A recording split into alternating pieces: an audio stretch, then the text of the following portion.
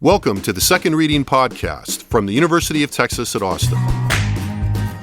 The Republicans were in the Democratic Party because there was only one party.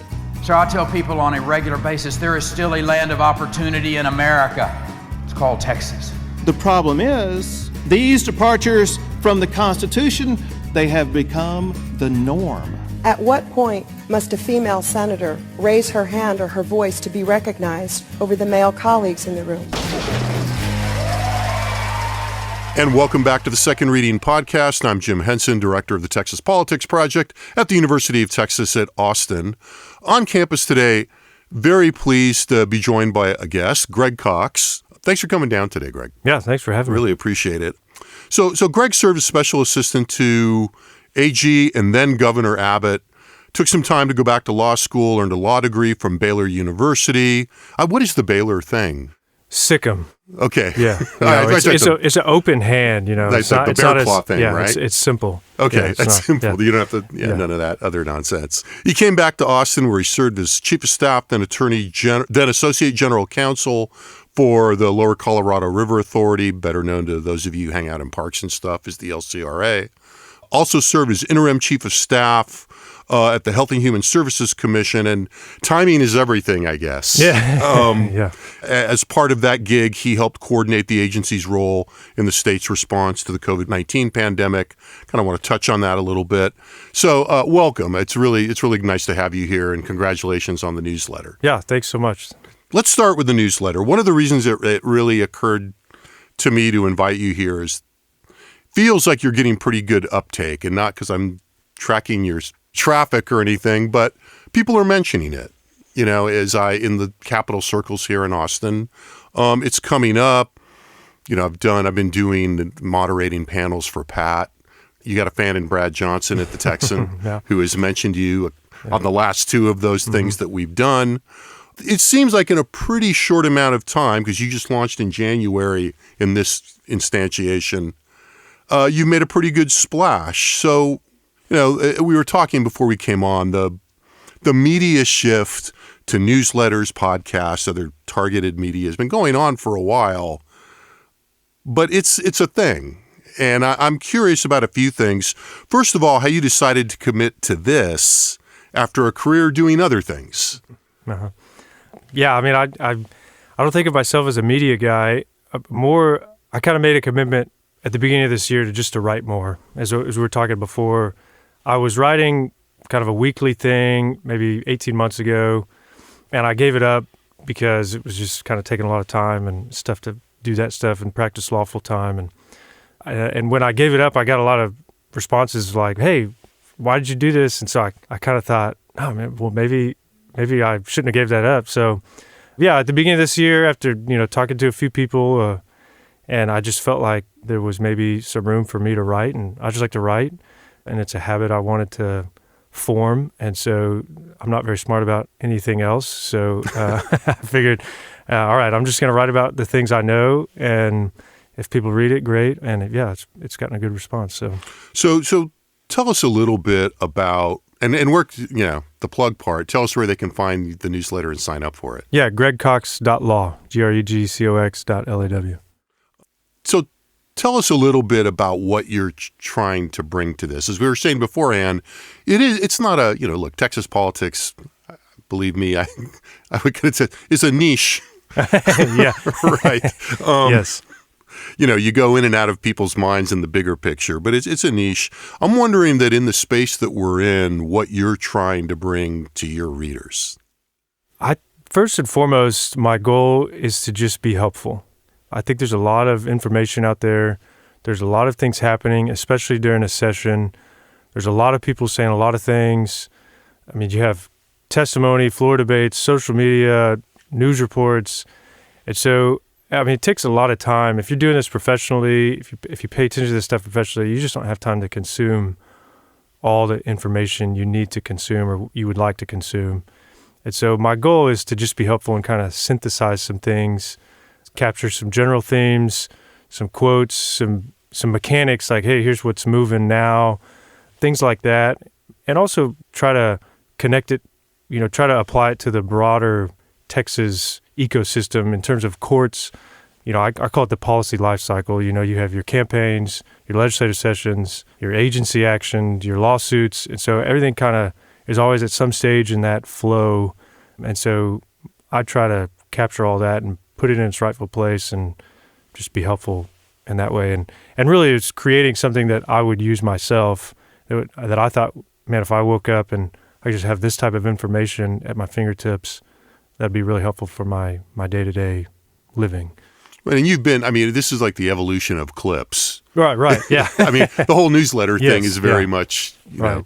Yeah. And for the youngins out there, if you worked in the legislature not that long ago, you got up in the morning, you had a pile of actual clips, right, where photocopies and things like this. So, I'm personally interested we were talking about this again before we came on, what's your workflow like? Even if we were talking before this, even if you write reasonably quickly, from the research and the information gathering to the checking all the primary sources to getting the final product out, this can be pretty time consuming, even if you write reasonably quickly. It is very time consuming. And if anybody that writes or likes to write is usually a stickler and pretty detail oriented, and you don't want to push publish until it's perfect. I'm the same way, and I feel like every day I have a new idea of like I could add this, and I could, and it's a little bit of trying to just keep it simple, which is very hard to do. But my workflow is, I practice my law during the day, and then usually about 3:30 or 4 in the afternoon, I'll try to shift and just get kind of up to speed on things that are going on, and get kind of a rough draft together, and then I'm going to make myself sound like a psycho. But I wake up at about 4:15, 4:30, and I put it all together and I write it, and then I try to get out by 7. Well, you may be self-conscious about that being a psycho, but that was my big question, because that was, when I was doing this more regularly, and, I'm constantly aspiring to relaunch our newsletter a little more frequently. I'll never do it daily. It'd be a triumph to do it once a week. I was noting, you must either write very early in the morning or late at night. Mm-hmm. Sometimes both. Yeah, because you go out pretty early, and your stuff is usually pretty current. Mm-hmm. You're clearly checking TLS, Right. checking whatever you're using to track stuff early in the morning, right? Yeah. All right, so I've indulged my Puck the Ringer media commentary Jones enough. Let's talk a little bit about politics and policy, which is what people are tracking in your newsletter.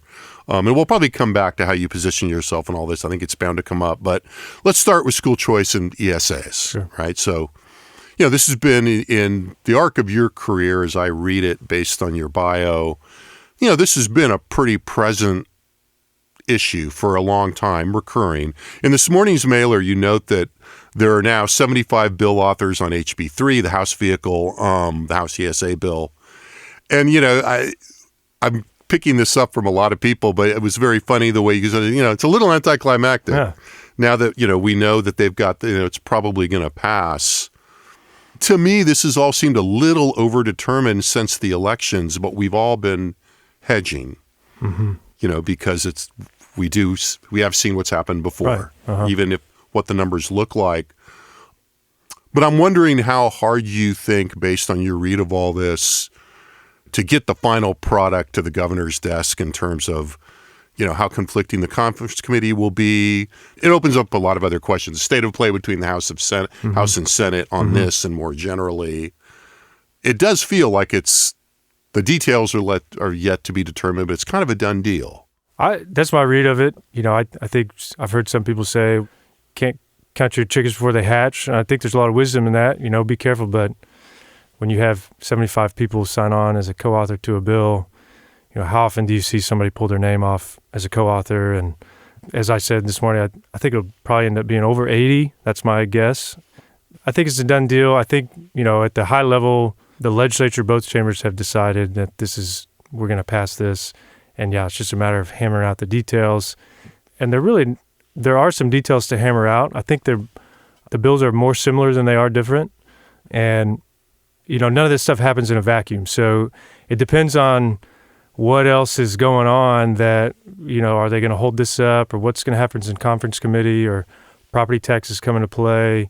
And so, it's a Tetris game, and how does this HB3 fit into the larger dynamic between the House and the Senate? And so, I think a lot of that is yet to be determined, but I'd put my money on it getting through in some form or fashion. As you're down here stirring around in terms of the tea leaves we read that are related to this, not happening in a vacuum, and you worked in the executive branch for a while. What's your read of how the relationships are right now among the big three? I mean, obviously better for now, it seems. Yeah, I've said, and since I've said this in my newsletter, I've heard other people kind of clue into this, but it seems like there's some sort of either explicit or unspoken agreement to just get some things done. Obviously they're having breakfast again. Everybody knows that, which is a big deal. It's funny just how freighted that breakfast has become. Yeah. All it took for them to not have it for a few years. Right. And it was like, oh, they're going to breakfast now. It's great. Yeah. I'm a big breakfast guy, so I'm happy for them. Yeah, I mean, and I think it goes back to a larger vibe if I could use a young phrase, at the Capitol, which is I think everybody's tired.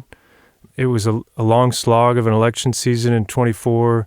It was a long slog of a session season in 23.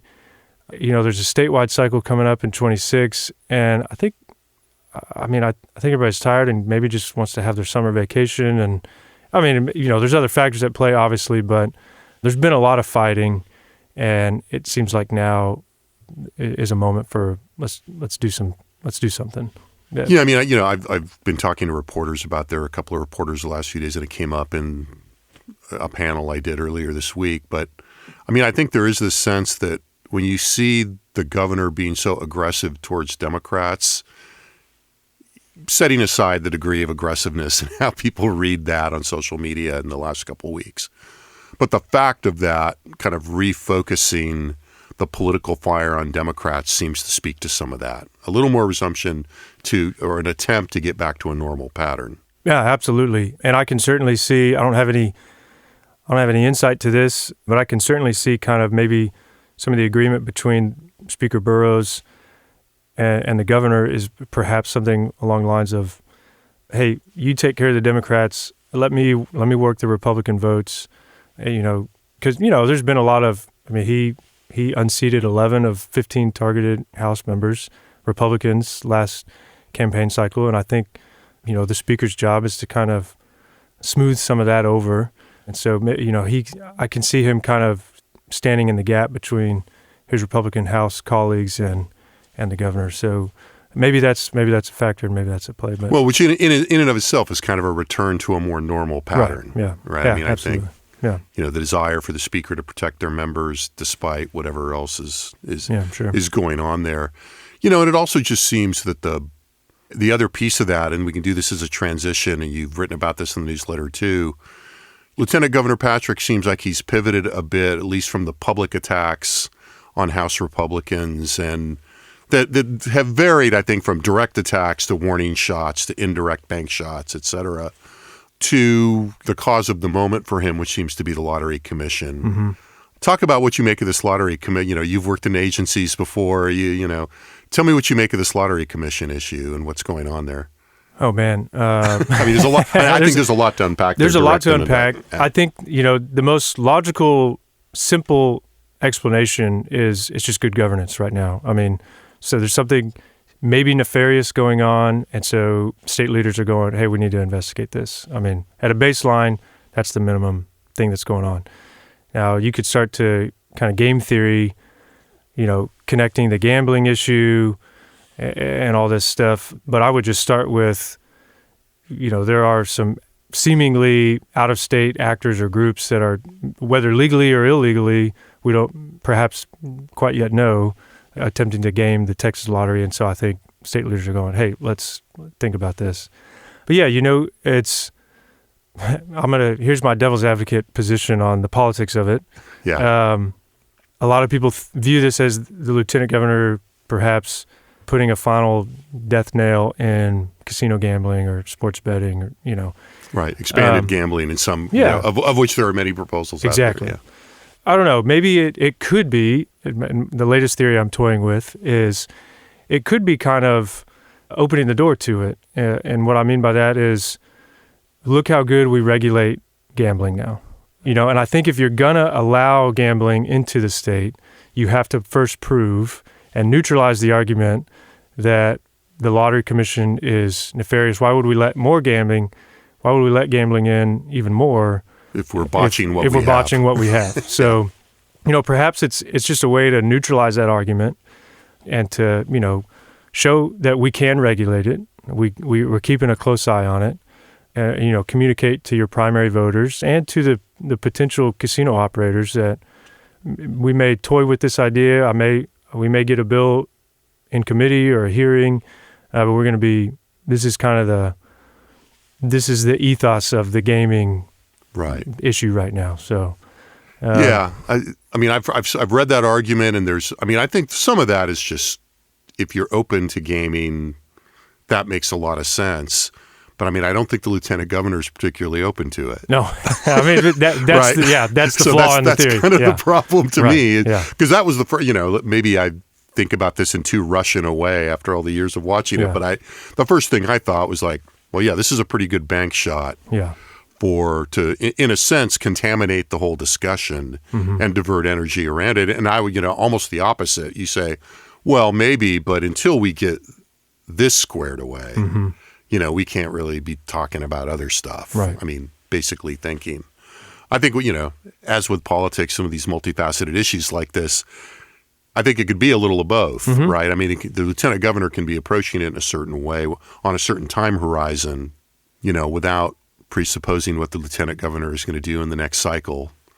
There is a certain amount of, not on my watch here, and this pretty much guarantees, I think, probably not on his watch, certainly not this session. I think I don't see how. It would be an incredible feat of political jiu-jitsu to turn this into a good thing for the pro-gaming interest, I think. Yeah. Not discounting kind of what you're saying about the house cleaning thing, but in the short term, it's got to make it harder this session, doesn't it? Oh, yeah, absolutely. Absolutely. But if you're going to eventually have gaming or casinos in the way the House bill is written right now, it's heavily regulated. And so, obviously, one of the arguments against it has been, well, you can't even regulate the lottery very well, or, there's issues there. Yeah. And so... And I could see too. Well, I won't. There's a lot of you can spend a lot of time game. Yeah, you go down a lot of rabbit holes on this, and it's still pretty underdetermined. But I guess to the political part of this, it was hard for me not to think about the lieutenant governor making such a big play on this. Because and it was effective. That the video reminded everybody, I think, that lieutenant governor has a media background and an extensive one. The whole approach of that video and going to the location and ambushing's a little bit of a strong word, but going in and talking to the manager of the game store and the guy looking a little deer in the headlights and, suggesting they talk to his lawyer or whatever. That was straight out of local TV news service journalism, investigators and defenders and, all of these brands that the locals have. And, not very long after Governor Abbott kind of signaled an openness to sports betting. It's hard not to think to the bad old days when we thought about everybody in constant state of contention. And I think, to me, it was a little bit of a corrective as everybody's going, hey, they're having breakfast. The underlying currents are still there. And I think, to me, I always kind of keep in mind, that's always a little, that the relationships among the big three leaders are inherently, by constitutional design, a little unstable. Like an unstable triangle, in that sense. Yeah, you could speak a lot to that. I think one of the things that I don't hear people comment on very much is the relationship between the governor and the lieutenant governor for so long.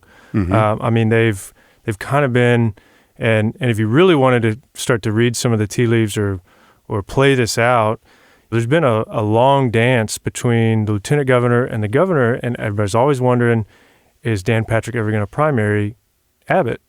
And he never has, and never has really indicated, and you kind of wonder, I think in the back of everybody's mind, like this may be the last chance, if he was thinking about that, or if he wants to, this may be the last chance. So what other issue is there to kind of create separation between the two, and maybe a room for a primary, although that wouldn't be my guess. I don't think that's there, but there's always, every session, there's always that discussion of, is the lieutenant going to run again? If he does, is he going to run against Abbott? And this just speaks to your time in the business. I'm often struck by how powerful those pretty speculative notions become in the way that people actually strategize and behave. I mean, remember being at an event during, I guess it would have been it would have been the 2019 session probably. And sitting at a table full of lobbyists and to a person, and there was a certain self-selection there that I won't give up, but there was a sense that, absolutely, we are handicapping what the governor is doing based on what we read as his intention to run for president. And at the time I felt like there's really, other than the fact that the governor was not ruling it out, which was not nothing, but it still seemed, a little presumptuous and kind of odd to me that you would actually integrate, people would be so sure about that, in that it was affecting how they did their job in the advocacy realm and how they strategized. Because it always felt to me like that was not the most likely thing to happen. Yeah, I mean, it's amazing sometimes how the silliest sounding things kind of come to be. And maybe that's the other side of that, I guess. But I mean, and the Abbott thing, I don't want to say it was silly to think that. Yeah. But it was the sense of sureness that I saw in people that didn't make a ton of sense to me. Yeah. And I sometimes wonder about that in terms of I've thought that before about the lieutenant governor being kind of dead set on taking Abbott's job. Now, he may have been very interested in doing that, and the fact that the governor did exactly what we were talking about and fairly effectively made it more difficult for him to do that. Sort of maybe the other kind of case example that, if you plan for contingencies and incorporate it, well, then it works. Yeah. Right. Yeah. But that didn't seem to be the case with the Abbott and the presidency thing. So do you see a similar path right now as you're watching the property tax debate to the choice debate in terms of the ability of the House and the Senate to reconcile different approaches to this? Because that really was one of the things that blew up last time. But whether it blew up because of that or because of some of these other factors we're talking about, I think, open question. Yeah, I mean, all signs point to right now everybody getting along. And so, I mean, maybe not, getting along in the Sesame Street term, that you would think about that. But there's going to be some conference committee. There's going to be a little fireworks. But I mean, ultimately, when both budgets came out, they were pretty similar. I mean, almost identical. Yeah. There just aren't that many huge details like the 23 session and that slog that are misaligned. How we get to those, I think right now it's just the House is pro-business and the Senate wants to do the property tax relief for the homeowners, and that's kind of the difference in a lot. I mean, that's the ideological difference, and I think they probably ultimately find a way to meet in the middle. Well, although we kind of thought that last time, and it took them a while to do it, right? Yeah, that's true. I know. We're sitting here still somewhat well rested in late February. So as people get more tired and cranky, and more easily able to fight, that may not. Indulging not the best versions of themselves necessarily. One way of putting that, I guess. I want to close with kind of one, kind of an open-ended, dealer's choice question. We've talked about a lot of the obvious things. What are you watching that's kind of lurking out there, you think? Oh, that's a good question. One thing I always look for is the things that are being said and the things that are not being said. And so politics to me, being a lawyer and a litigator, is kind of just like fun litigation. And so, one of the things that I've been thinking about and talking with folks about a lot is, and I don't know if this is an issue or answer your question, but, term limits is kind of it comes in a big wave and then it goes away, and it comes in a big wave and it goes away. And, there's a big term limits push at the federal level. We don't hear much about it at the state level. And I think, the lack of term limits when you have, Texas is a state with just people hold office for a long time. And that, to maintain office, to maintain political office, you kind of got to have something to fight with. And so I think that creates a lot of the dynamics at the legislature where after a while, it's tough to fight with the other side. So you fight with the opposite chamber or the other branch of the government. And so, I think there's a lot of lurking kind of interbranch issues a little bit. Even with the courts, I think the, Chief Justice Blacklock's address yesterday was pretty interesting. Talk a little bit about that, because you wrote interestingly about that in the newsletter. Yeah, I think we have a very young Chief Justice of the Supreme Court who has made it his top priority in his first, 50 some odd days on the job of increasing judicial pay. I think something that, I see it as a lawyer, so maybe I have some, recency bias or something, but there is a frustration with courts. You can hear it in the governor, how he talks about bail reform. The lieutenant governor talks about bail reform. There's a lot of frustration with judges, especially on the criminal side. And it, I think it is tied to judicial pay and the quality of, I just had a conversation with a friend yesterday who there was an open judge seat coming up in Tarrant County, and people were trying to get him to do it, and he's just like, I just can't justify that. I can't make that move right now. So I think courts, there's been maybe a lack of focus on courts. You hear a lot of this TCPA litigation issue. I think there's going to be more of a focus on courts, and we've seen the business courts and the new 15th Court of Appeals. And so I think that's a real licensing, paralegals, access to justice. I mean, if Texas wants to, keep doing what they're doing, I think we got to, you can hear a lot of court murmurs.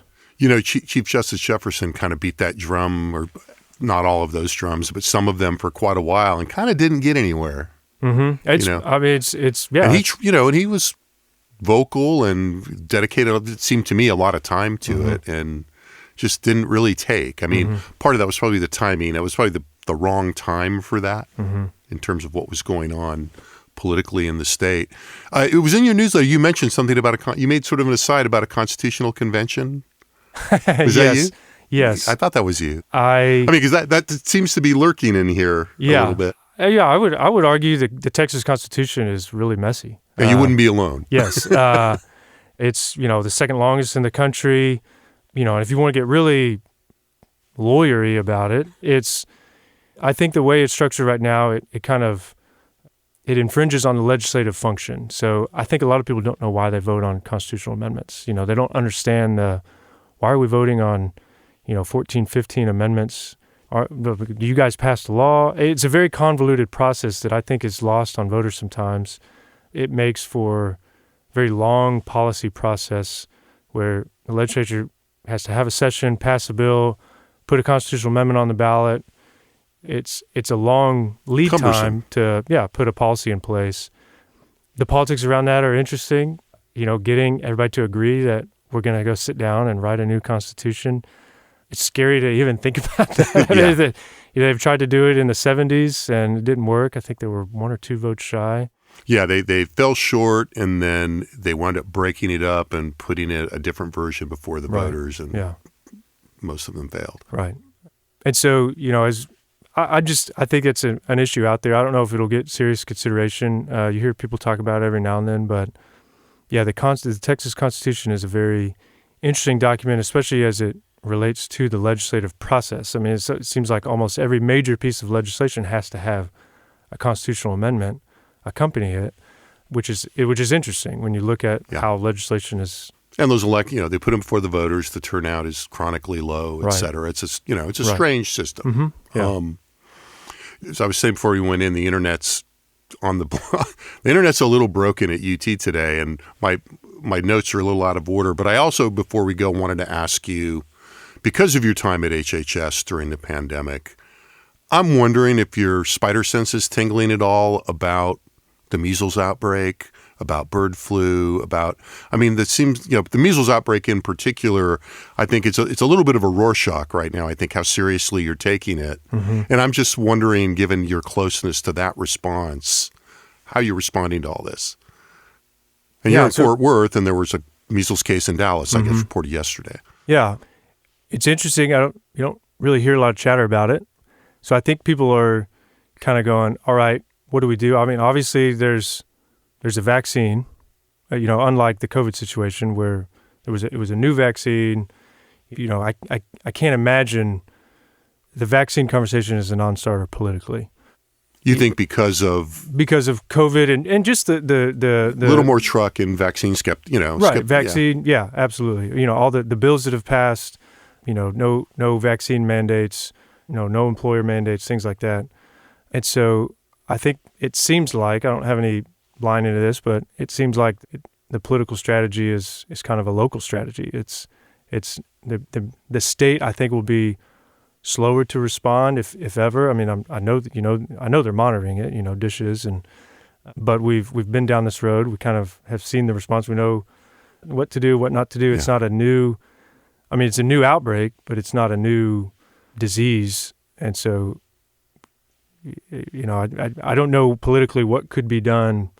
They're not going to mandate vaccines. Right. So, it's kind of, I don't know if the thought is like, why say anything? Why dust this up again? Why, do I want to step into this? So you can probably sense some of those conversations and strategies are going on. Yeah, I mean, that's an interesting read because it does seem like people are, and, without being panicky about it or trying to, we've learned about that too, I think. But, clearly there's something kind of going on. And it does strike me that we've not, as you say, we've not heard a lot about it from elected officials or state authorities thus far, at least that I've picked up. Mm-hmm. Yeah, I think there's a lot of probably PTSD from. Well, that's how I wanted to ask you that question. Are you hearing the helicopters coming over the trees, kind of thing? Yeah, I think it's like, oh man, you got to be kidding me. Are we, taking the issue very seriously, but also, taking the lessons learned from COVID and. It's measles. I mean, this is the MMR vaccine. This has been around for a long time. This isn't a new thing. Is it the same thing as COVID? Is it different than COVID? What was the cause? Where did it come from? And so I think the lesson from COVID was probably be slow to speak, be cautious, tread lightly. This is extremely sensitive. This could politically, become a major thing with one step or one comment or something like that. So, yeah, you can imagine this is. Do you think there's a public health? This is asking you to, you're not Peter Hotez or anything, but but do you think that there is a little bit of is all of the political caution that you're talking about, that you're referring to? Does that, in the end, is that going to have a big impact on the public health response, or do you think it's just going to be more calibrated? Or, in other words, having gone through all that, are we a little less prepared? Does that make us less prepared? I think I guess if I'm writing the statement, like if I'm sitting in the governor's office or HHSC, I guess I'd be asking myself, what do I say? This is not a, hey, we're going to look into this, try to figure out what this disease is, and we're going to research it and study it. Obviously you can track cases, you can look at the patterns and do all that kind of stuff. But I think, the question is what do I have to say on this that isn't just plainly obvious? What would obvious? they do kind of at this stage? Right. Hey, keep an eye out, be on alert, wash your hands, keep your kids home if you need to. That is kind of basic stuff. Right. And you could see maybe a local declaration for Gaines County or if needed, if some tool needed to be activated or something like that. But yeah, I think the question is, speak slowly. Let's not, let's not get everybody riled up like last time. And yeah, maybe a little PTSD of, just from, I guess that was 5 years ago now. Yeah. From all the political pain that it can God be. Now, there was, I guess what I was getting at is that did turn out to be a public health a big public health Right. issue in a way that, I'm just kind of wondering how we incorporate what I think are very reasonable, practical kind of communications and political strategizing that we've learned from that without going too far the other direction. Right. And it doesn't, and I'm not, I don't want to be cryptic. I mean, it feels to me like we're still in a pretty early stage, and that seems like a reasonable response. But to me, it does raise the question of, well, when is the time to be a little more communicative and a little more proactive, even if there's some political risk in it? Yeah, I think that's the question: is where's the line? At what point do you become, hey, like, do you realize this is going on? Is anybody going to say anything? And there's stuff happening right now. I mean, they're chatting and talking. I mean, there's before you ever see a statement on anything, there's conversations and activity beneath the surface. When does reasonable caution then turn into trying to avoid the risk of unintended consequences, become complacency, and you're going to look back and go, I wish I'd done that a couple weeks earlier. Well, and you never know. Yeah, I mean, every session there's an issue that nobody sees coming.